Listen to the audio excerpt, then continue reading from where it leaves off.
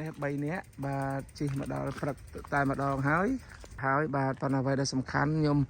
ជិះនៅពេលនេះគឺជានៅក្នុងខែ2ខែ3នេះគឺជាពេលវេលាដ៏ល្អដែលជារដូវផ្ការីកគេហៅថា spring ហើយឥឡូវនេះបងប្អូនមើលទៅផ្ការីកគ្រប់ប្រភេទក្នុងនោះគឺផ្កាជាតិរបស់យើងគឺផ្ការំដួលអញ្ចឹងបងប្អូនមើលទៅផ្ការំដួលណាចាប់ផ្ដើមហើយបងប្អូនអានេះចាប់ផ្ដើមរីកបន្តិចណារីកបន្តិចណាដល់ពេលឥឡូវនេះរីកណាបងប្អូនអើយមើលផ្កាណាមើលផ្ការំដួលបងប្អូនអើយមើលផ្កាបាទផ្កានោះផ្កាដល់ហើយបងប្អូនអើយផ្ការំដួលហើយក្អូបពេញព្រៃអ្នកណាចង់ស្រង់ក្លិនផ្ការំដួលគឺនៅក្នុងខែ2ខែ3នេះមកមិនចេះខុសទេហើយជិះកង់ក្នុងតំបន់អង្គរឬក៏ក្រុងសៀមរាបក៏ដោយក៏នៅតែមានក្លិនផ្ការំដួលពេញក្រុងសៀមរាបជាពិសេសគឺក្នុងតំបន់អង្គរតែម្ដងមើលណាបងប្អូនអើយបងប្អូនស្អាតអត់បងប្អូនហើយក្លិនក្អូបទេបាទក្អូបណាស់បាទហើយមើលទៅលោកអូយច្រើនណាស់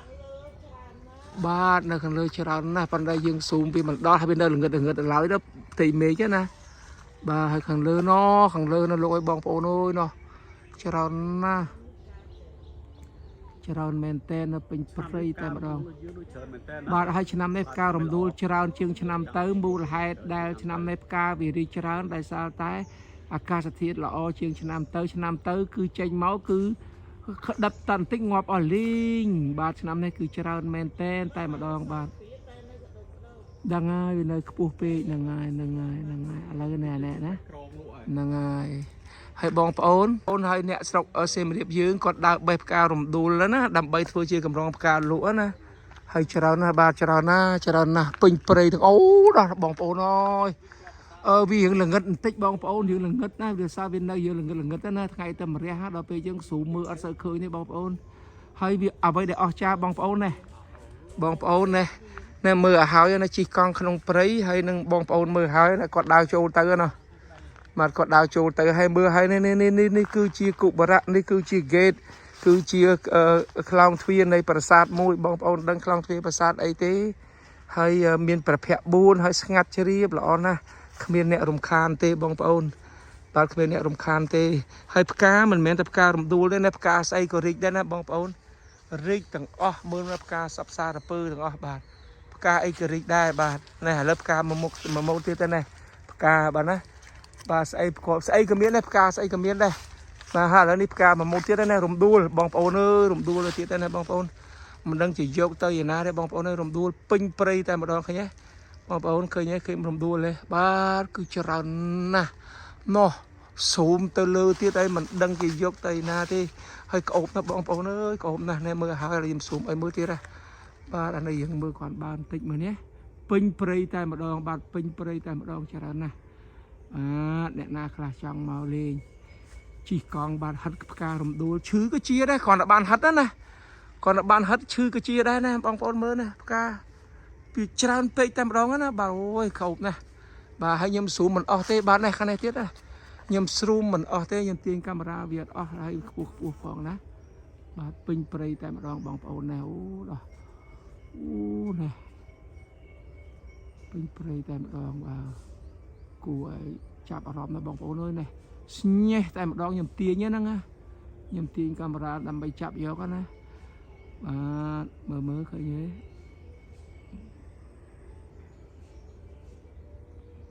ហើយបងប្អូនបន្ទាប់ពីនឹងទៅណាបងប្អូនងាកមកមើលម្ដងទៀតនេះមើលបងប្អូននេះគឺជាអ្វី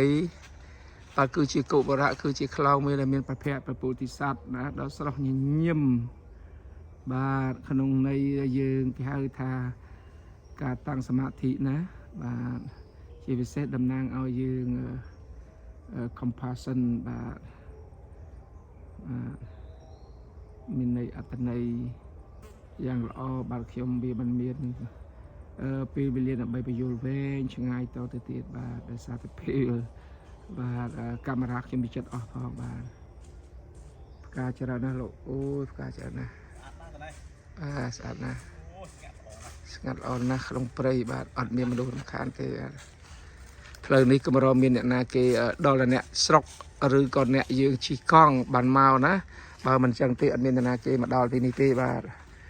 អរគុណសូមជម្រាបលាបាទផ្កាច្រើនណាស់ផ្កាសពសារពើពេញព្រៃទាំងអស់បាទអានេះគេហៅថា spring ក្រោយពីរដូវ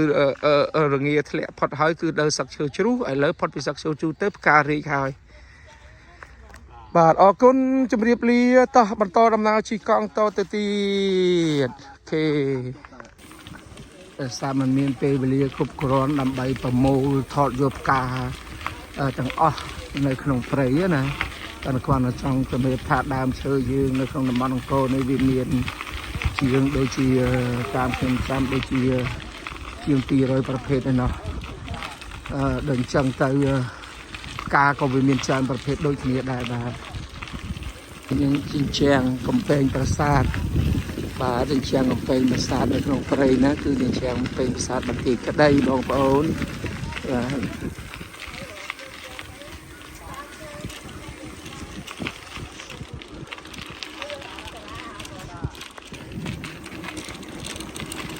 បាទហើយពិតជាអស្ចារ្យណាស់សំឡេងសត្វបាសាបាក់សៃច្រៀងកំដរបាទច្រៀងកំដរពីរោះណាស់បូកជាមួយនឹងសម្រស់ធម្មជាតិក្លិនផ្កាគ្រប់ប្រភេទបាទអូយពិតជាអស្ចារ្យណាស់ឥឡូវយើងជិះក្រៅពីផ្កាយើងរំដួលនឹងផ្កាសពសារពើឲ្យបងប្អូនឥឡូវមើលនេះបងប្អូនមើលអីមើលផ្កាអីបងប្អូនស្គាល់ទេបងប្អូនស្អាតណាស់ប៉ុន្តែផ្កានេះប្រសិនបើរីកនៅក្នុងរដូវចូលឆ្នាំចិនវិញណាគឺអ្នកស្រុកកាប់យកលក់ឲ្យបងប្អូនខ្មែរចិនយើងខ្ទេចអស់ហើយប៉ុន្តែចៃដន្យអីវាតែរីកនៅពេលនេះបងប្អូនអើយនេះផ្កាអង្គាសិលណាអង្គាសិលនៅតំបន់អង្គរគឺពិតល្អអញ្ចឹងណាបងប្អូនណាបាទអង្គាសិលហើយនៅមិនទាន់រីកច្រើនទៀតបាទនៅមិនទាន់រីកច្រើនណាស់នៅមិនទាន់រីកណាស់នៅមិនទាន់រីកច្រើនទៀតបាទនៅច្រើនណាស់ហើយបងប្អូនអើយមើលនេះផ្កាអង្គាសិលបាទផ្ទះខ្ញុំនោះផ្ទះផ្លូវចូលផ្ទះខ្ញុំឥឡូវគេកាប់អស់ទៅដល់ពេលអញ្ចឹងទៅវាទៅជាបាត់បាទឥឡូវមើលឃើញទេបងប្អូនបាទមើលនេះផ្កាអង្គាសិលអូយនេះច្រើនណាស់បាទផ្កាអីក៏មានដែរបងប្អូនអើយចម្រុះពណ៌តែម្ដងបាទនេះមាសបុប្ផាលាក់ខ្លួនតែមិនមានម្លាក់នៅកលៀតនេះទៀតទេតែមើលណាមានម្លាក់នៅកលៀតនេះទៀតទេអូនេះអត់ហើយនេះបាទមកឥឡូវបាទអូយស្អាតមែនផ្កាច្រើនណាស់បាទច្រើនណាស់បាទហើយនឹងផ្ការំដួលយ៉ាងស្អាតហើយមើលអាវអូយក្អោបណាស់លោកឲ្យលោកហើយមើលអាវក៏ផ្ការំដួលដែរអាវក៏ផ្ការំដួលដែរហើយក្លិនអូយច្រឡំផ្ការំដួលជាមួយនឹងផ្កាអង្គាសិលមិញកន្លែងយើងផ្កា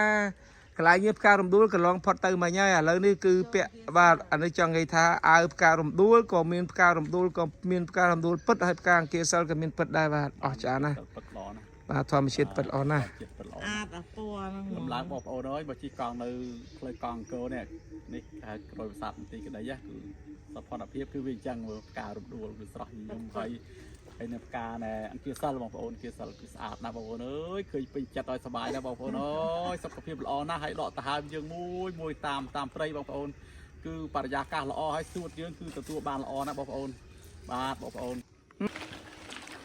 បាទស្រង់ក្លិនផ្កាទៅឲ្យយើងឈឺមុំបើបងប្អូនមកជិះទៅក៏បាត់ឈឺដែរបងប្អូននិយាយការពិតទៅណាក៏បាត់ឈឺដែរ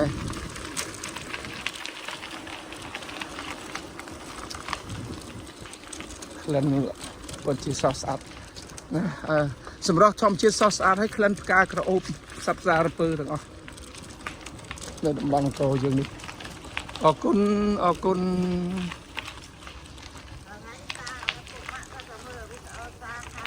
បាទពិភពលោកដែរណាមែនរបស់យើងទៅឯងទេណាអត់ថាអើយគណៈយើងក៏ល្អដែរការពីទាំងអស់គ្នាអាប់ណាស់ទៅណា Bye bye thank you everybody thank you អរគុណច្រើន